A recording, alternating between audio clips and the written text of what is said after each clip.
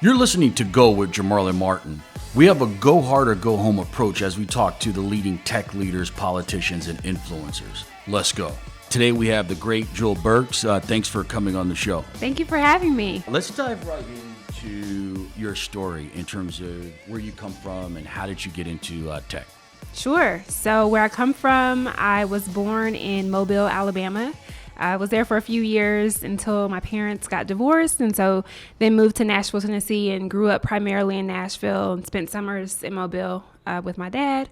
And then I went to Howard University, so was a business major at Howard, graduated in 2010, and started my career in Silicon Valley. So worked at Google for a few years. Did you go to Google right out of Howard? Right out of Howard, Okay, yeah. nice. So Yeah. actually interned at Google when I was still a student at Howard, and then when I graduated, moved out there to work full time. And that was really my introduction into the technology kind of ecosystem and industry, and I fell in love. So I was out there for a few years and was exposed to the whole idea of people starting businesses from ideas. So I had coworkers that I would see one day in the office, and then I would hear that they quit, and then, months later I would read about them on TechCrunch. So I was really interested in how people were just starting these technology businesses, and I think that kind of planted a seed. And later, obviously, I would start my own tech business. So moved to Atlanta in 2012, took a job for an industrial distribution. What prompted the move out of Silicon Valley? Yeah, so actually it was personal. I really enjoyed working at Google, but didn't enjoy being so far from family. So I had my grandmother was diagnosed with breast cancer. My younger brother was ill. It was just a lot of family things going on. I wanted to be closer to my family, and so decided to move to Atlanta. And at that time, wasn't able to transfer with Google. So actually reached out to a recruiter I talked to when I was in college, and she was working at the company I ended up working for, which was called McMaster-Carr, and it's a big industrial distribution company. So totally different than Google as far as what they do and the culture there. But it gave me an opportunity to manage people at an early age. So I was 23 years old and had a team of like 12 people working for me. And so that was a great experience at that time. And it also just exposed me to a totally different industry. So this was a parts distribution company selling like nails, bolts, screws, all that type of stuff. And so that's really where I got the idea for Part Pick, because I was managing in the call center and was the person who got all the escalations when people got the wrong part. So a big part of my job was trying to field those calls and figure out what went wrong on the initial call. And so I had this kind of light bulb moment where I kept hearing the same thing, where people were just struggling to recognize or struggling to articulate what they were trying to find. And sometimes they would say, well, I have one of what I'm looking for. Is it possible for me to send in a picture? And we didn't really have any way for them to send a picture in and us to do anything meaningful with it. So if they were a really great customer, we might say, okay, you can send us a picture via email or fax, and we will take it to the one guy in the warehouse that knows all the parts. But you got to imagine it's like 500,000 parts that they were selling. Yeah. So that type of knowledge, people just can't look at a picture or something and know exactly what it is. So I started to think, why can't there be an app for this? Why can't you just take a picture? And there wasn't an app in the marketplace at the time. Not at all. Totally an original idea. Yeah. Absolutely. So obviously we know at that time, so this is 2012, 2013, there were apps for, you could take a picture of a bottle of wine, for example, and find, where that bottle is located, or the same technology that goes into taking a picture of a check and being able to deposit it, underlying technology. So I knew that existed, but there was no one that had done that type of application for the parts industry. And so that's what I set out to do. What was your process for setting up the company, fundraising, getting it off the ground? Yeah, so I started really diving into customer discovery. That's what I read this book, The Lean Startup, pretty early on, and I figured that I needed to talk to a lot of potential customers first before I built anything or tried to do anything. So I really changed. And you got that kind of knowledge from that book in terms of guidance and going in that direction before you launched a company. Yeah. I think I got that idea from the book. I'm not sure if I got the idea from the book or someone told me to read the book when I was thinking about what were the first steps, but that's something I did pretty early on. Yeah. My experience as an entrepreneur is, there's all these tips and do this and do that. But spending just a lot of time reading is underappreciated, underpriced from my perspective. Go ahead. Yeah. So I would say I learned a lot reading books in the beginning. Because I come from a family of entrepreneurs. Both my mom and dad have run businesses during my lifetime, but to start a tech company is pretty different. Both of their companies have been in different spaces. So I started out with customer discovery, which was easy for me because I was working in the industry already. So what I would do is I would take extra shifts in this thing called the will call, where customers would come and actually pick up product. And I would talk to the customers just about the problems they were having, just learning more about what I had in my mind as an idea, but I didn't want to lead the witness. So I would just talk to them about any problems they were facing. Yeah. And I would hear just these recurring themes that, if they didn't know the exact part number, then they had difficulty locating the products that they wanted to find. And so I actually went to a program that they were offering at Georgia Tech as just a community program. It's something called ATDC, and they have community offerings where you can pay just a small fee and go to all these different events and programs. And so I went to that, and they had this one program that was on Friday mornings at 7 a.m., and this was a customer discovery program. And so they encouraged me to interview, I think, like 100 people per week and just prove or disprove my idea, the thesis that I had about folks maybe wanting to be able to have an easier way to search for products. And when I finished that program, it was very clear to me that people want an easier way to search for these types of products. And so I thought, okay, I'm going to pursue this idea. And the next step for me was, how do I build out this type of technology? Because conceptually I understood it, but as far as the background to actually build it, I did not have that. So like I said, I was a business major in school, never built a computer vision system before. So I did more research to figure out what would be needed to build this type of application or technology. And I found that Georgia Tech has one of the best programs in the country for this particular type of technology. So artificial intelligence, machine learning, computer vision, all of those, Georgia Tech has really great programs for that. So I just spent more time on campus at Tech, trying to find people who might be interested in the problem that I was looking to solve. And then, so this is where I would say I kind of try to start building a team. And also one of the first calls I made was to one of my former coworkers at Google who had left Google around the same time I left to work at Shazam. And so from a product perspective... Shazam, that's like the music app? Yes. Yeah, okay. Yeah, so tap a button. If you're playing a song, it'll tell you what song is playing. And from a product perspective, I wanted Part Pick to feel like Shazam. So making it really simple, press a button and get an answer. And so I reached out to Jason Crane, who was working at Shazam at the time, and just wanted to get his thoughts on the idea and see, given that he worked at Shazam, did he think it was a feasible idea? And so us going back and forth evolved into him becoming my co-founder, eventually leaving Shazam and joining me to build out Part Pick. So that's kind of how we got started. Your fundraising, are you just kind of bootstrapping in the beginning? Yes. And where's that funding coming from? So I came up with the idea for Part Pick on 12/12/12. I'll never forget the day because I sent my mom an email about it. It was like, it woke me up out of my sleep. And then I decided that day that I wanted to pursue it, but I knew if I wanted to pursue a business, I would need to save money. So I started to try to change my lifestyle a little bit. At this time, just moved to Atlanta, young, having fun. And I really just decided, okay, I'm not going to be spending money on the things that I was spending money on at that time. Getting my hair done, going shopping, all that stuff. I just wanted to save money so that I could have some padding to pursue my business. Yeah. So that was initially what I did. And then when I actually quit my job, so I quit my job maybe 6 or 7 months after I had the idea. And I had at that time saved up what I thought was enough money to last me for maybe about a year.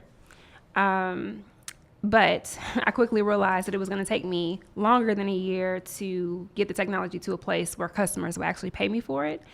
So then I actually took out a loan, and eventually, so this is like the first year, I was just going based on my personal savings and then a loan that I took out. And then maybe almost a year in, I had a family friend who invested. Okay. Can you share how much you pulled from family and friends? Yeah. So I guess what people would call a family and friends round was $100,000. 2 family friends both wrote $50,000 checks. The Sings that are really dear to my heart, family friends, and then someone who was a customer of my mom's who had just seen me grow up through the years and trusted that I would build something cool. They wrote the first checks in, and really. And did you share your deck or business plan with them? Yeah, I did. Yeah. I did. So at that time, I also did an accelerator, which I'm always hesitant to talk about because I don't know how helpful it was for me personally. But I will say one thing I got out of it was that I was able to really refine my pitch.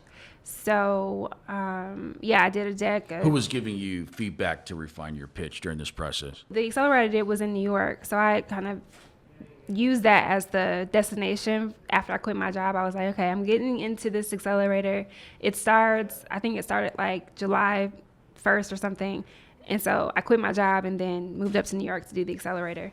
And the people there, the folks who were running the accelerator, plus a network of mentors, we would have pitch practice maybe once a week, and they would say, this makes sense, you should refine this, work on that, and that over the course of 12 weeks got me to a point where I think I had a pretty solid pitch. All right, I want to highlight 2 things for the audience. Is one, Jewel became a researcher in not just reading in terms of books about business, customers, but she went out into the field to talk to customers before she started investing money into the idea. And I think that's an important point in terms of becoming a researcher, talking to potential customers of your product. What type of problems are they seeing? And then the second one is giving stuff up. This is just a part of life where if you want something big in terms of doing big things like Jewel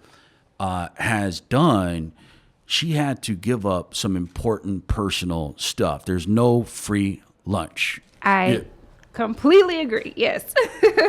You have your family and friend round, and then what happens? Yeah. So I want to say one more thing about the family and friends. When I mentioned I sent my mom an email, the email was to tell her about the idea, and it was also to ensure that she had my back in this journey. So I feel like that's important too, because a lot of times we set out on doing things and haven't really talked to our support systems. And really, I've had to lean on folks a lot through the course of the time that I started my business. And so I think that's just something to say. I didn't have a huge family and friends round as far as money that was put in, but I did have my mom rooting for me and saying, if you need to come home and if things get rough, you can. I think that's a critical piece of it too. You felt you had a buffer if you fell. A buffer in the sense of I had a small crew of folks that were encouraging me throughout the process. So I never felt like some people are hesitant about starting businesses because maybe their parents are saying you need to keep that steady paycheck or, something to that nature. And I felt like I had some room. If it didn't work out, at the end of the day, I was young. I didn't have much to lose. Yeah. So, but I knew that if it all falls down, I can at least go back home. And my mom won't be mad at me about it. And your parents were entrepreneurs? Yeah. So my mom, she's been an insurance agent. So she's had her own insurance agency for the past 20 plus years. So I grew up watching her build that business up. And now she's one of the top agents in the country. And culturally, yeah, of course, Ryan's parents were entrepreneurs. Yeah. And your parents are entrepreneurs. Mm-hmm. How big a piece of that in terms of that kind of parenting education and culture is relevant for African Americans to kind of scale success in entrepreneurship in tech? Yeah, I mean, for me, I can only speak on my experience. I think it's been critical because I saw examples. I saw, when I was a little girl, my dad ran our family businesses that my grandfather had started. And he started these businesses in the, 50s and 60s in Alabama. And so I watched my dad run those businesses when I was a kid, and not just watch, but I also had to participate. So I remember as early as 5 and 6 years old being the cashier and the teller and kind of being involved in the businesses from a very young age. And same with my mom's business. I was knocking on doors and handing out flyers and doing all types of things for them. So I think that being exposed from the perspective of what does hard work look like, and what does it look like when things are going very well in the business, and what does it look like when things are not going very well, and kind of the resilience to stay on that roller coaster throughout the years. I had that in the back of my mind when I was starting. So I do think that exposure early on to business and what does it look like, and even at the parenting level. Yeah, and also the sacrifice. I mean, I remember when I was growing up, my mom was just starting her business, so I saw her sacrifice, and I became very independent at an early age because my mom was running her business. So I was cooking dinner at home, and I think that kind of shaped me as far as my mindset going into it. I knew it was going to be a sacrifice, and I knew that I was going to have to work hard if I wanted it to be successful. You raise your family and friends around, it's time to build a team. Mm-hmm. And how did you think about that? And can you highlight any mistakes you made in terms of building a team? Yeah, so I mean, I thought about it from the perspective of what am I really good at and what am I not really good at. So starting with myself and kind of doing an analysis of my pros and cons, strengths and weaknesses, and trying to fill in the gaps with people who either were strong in the areas where I am weak, or from a skill perspective, were good at things that I'm not good at. Yeah. And so that was the fundamental for the first few people, was how do I find people who really can round out what we're trying to do here. So as I mentioned, Jason, we had previously worked together, so I already had a relationship from that perspective. And he was exposed to the product side of things that I hadn't yet been exposed to. And that was your co-founder? Yes. Yeah. And then Dr. Nashley Cephas, she became our CTO, and she is a genius when it comes to algorithms and building technical systems. She has her PhD from Georgia Tech. And I mean, how did you find her? She has been like my biggest blessing, because you don't come across, she's one of like 10 Black women in the world that has her background as far as her degrees and everything. But I found her through talking to people. I met a couple guys and told them what I'm working on, and initially had brought them on to help me, and then realized over time that actually she was a better fit in terms of skill set for our team. So was able to work with her directly, and so that was a process as far as. So that's good. That's another thing I want to highlight. You didn't just go out, I got to hire someone. You started sharing with your network what you needed so they can be of assistance, and maybe they're close in proximity of somebody that could do a great job like you found, of course. Yeah. I think a lot of people hold their ideas very close to the chest. And for me, I remember I was a little bit nervous to share, but then I was given some good advice early, which is nobody's going to drop their baby to take care of yours, which means, if you have something that's good and you're passionate about it, most other people do too. So don't worry about them stealing the thing that you're trying to pursue.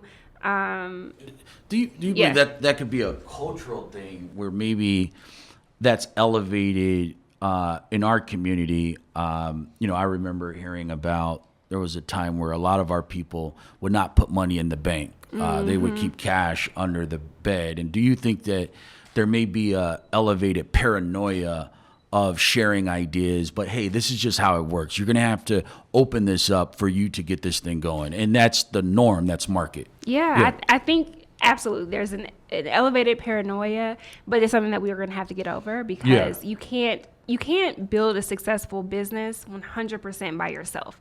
You have to find people that can help you. So, and especially in my case, I did not have the skill set to build out what I had in my mind. So I had to find people who could help me build it. And honestly, I shared my idea with people and I got threats, early on. I remember this one guy that I met, I can't remember how I met him, but I figured out that he wasn't the right person. Like he didn't have the right skill set for what I was trying to do. And so I said, we can't work together just because from a skills perspective, you're not the right fit. And I remember he was like, well, I really like this idea, so I'm going to just pursue it myself. And that happened actually a couple times throughout the course of Part Pick. Were you signing NDAs though? Yeah, but honestly, I feel like NDAs are nice, but they're not really enforceable. Work. Yeah. So, but the reality is of the people that said, oh, well, I like this idea, I'm just going to pick it up and try to do it. None of that worked because for whatever reason, number one, it was a really hard problem to try to solve. Number two, it wasn't their idea and they didn't have the right story. So in my case, I have a very compelling reason why I decided to pursue the idea. I worked at Google, so I had this exposure to using technology to solve problems. Then I worked at an industrial distribution company and saw firsthand the problem. Yeah. I had a personal story where my grandfather couldn't find this part for his tractor and I wanted to help him find it. So there was a lot of different things that kind of worked together for me to be the person to pursue this particular idea. And it's not something that someone else could just pick up and be like, oh, I'm going to do this and not have any background in it. So I say that to say, it may be that someone says, oh, I like this idea, I'm going to pick it up. But at the end of the day, it's all execution. So yeah, millions of people probably have the same ideas, but the winners are the ones who actually go to work every day and try to make it happen. You built your team and it's time to raise some more money at some point. Yeah. Talk about that experience. Raising money is probably my least favorite part of being an entrepreneur that needed to raise money. And I say that specifically because I don't think all people who start businesses need to raise money. Yeah. I think that that's something that media has made to the bubble culture out of Silicon Valley. Right. It makes it seem like that's what you have to do if you want to start a tech business, but that's not true. But for me and what I was doing, I did feel like it was appropriate for me to raise more capital because one, computer vision engineers are not cheap to hire. So, I'm paying people 6 figures out the gate. I need to have some more money in the bank to be able to pay them. And then, a really robust artificial intelligence system takes time to build, right? So we had to grow a database of millions of parts. We had to build algorithms specific to recognizing things like threads per inch. There's a lot of different pieces to make the system work. And so we were going to have to expand the team to be able to do that. And so that's why we ended up raising money. And we also believe that the business model was solid. So what we were doing was we were licensing the technology as an API out to distributors, retailers, manufacturers for them to embed inside their mobile apps and put on their websites. And we were charging them, lots of money to do that. So we believe that we could scale it up and build a big business that way. That's why I raised money. And what that looked like was my strategy was getting investors to come to me. So I did a lot of pitch competitions, tried to get myself out there so that they would know who I was and what I was trying to do. And just because also I didn't have a great, huge network in the venture capital space. I didn't know a lot of investors. So I had to figure out ways to get in front of them so that there kind of be a buzz going. And that's really how I ended up raising about $2 million. And how many investors did you pitch to? I pitched to over 200 investors. And another important point where it fits with the sexism in the industry where the successful entrepreneurs that I have talked to that have raised capital, it seems like 100 is the magic number. And then you come and, hey, I pitched it 200. Yeah. With a totally original idea, with some traction. So talk about some rejections that were memorable for you. I try not to think too much about the no's. Yeah. But I'm trying to think. I remember, so the biggest objection I got was that we were not located in Silicon Valley. So I started. Why did they take the meeting then? They know, they already know the whole time, right? Yeah. Exactly. I'm like, it's a convenient excuse. It sounds like exactly. I would think, I'm flying here from Atlanta because a lot of times I would have to fly out to Silicon Valley or New York or wherever. But yeah, I hated that reason because I was like, you've known this whole time. This is where we're located. Anyway, that was one. I did get people that were very blunt about I've never invested in a female entrepreneur. The investor just straight up told you that, like, I don't see you. Yeah, and exactly. No. I mean, it was a nuanced thing, but sometimes investors would be like, look, I like this idea. I think you're smart. I like your team, but I think you're going to have too much trouble selling into the industry you're trying to sell into, being who you are. So I can't invest in this business because I don't think you're going to be able to get the clients, because I don't think that the old white men who run these companies are going to listen to you. And was that more of a race thing or a gender thing? People ask me that all the time, and I don't know. I mean, I live in this body and I walk in the world like this, so I don't know. I never know if it's because I'm black, because I'm female, is because I'm young. I don't know. Yeah. So I heard. I remember talking to bankers at Allen and Company, where I was raising capital, and one of their media bankers, he was blunt with me. He said, "Look, your business, because it's African American focused, you're going to get lower advertising CPMs in terms of revenue per thousand impressions for the audience." And he said, so your valuation, because you do black media, is going to be discounted because you're black. And he was kind of, I think, being honest, where as I went along, I kind of saw what he was talking about. He's actually being honest, but I took it a certain way. Like, why should I have to accept a lower valuation? But that stuff is out there for sure. Yeah. And I took some of what was told to me, depending on when I heard it. Sometimes I took it personally. So earlier on, I would say, I think maybe I shouldn't be running this company because I'm holding us back because I'm black and I'm a woman and people are holding that against the company. And then later on, I started to build up some armor around it and say, look, I'm the person. I have the unique experience to build this. So it's me. I can't put a white dude in front of it just because that might make the meetings go better. Because actually, I tried to hire an older white male as a sales lead.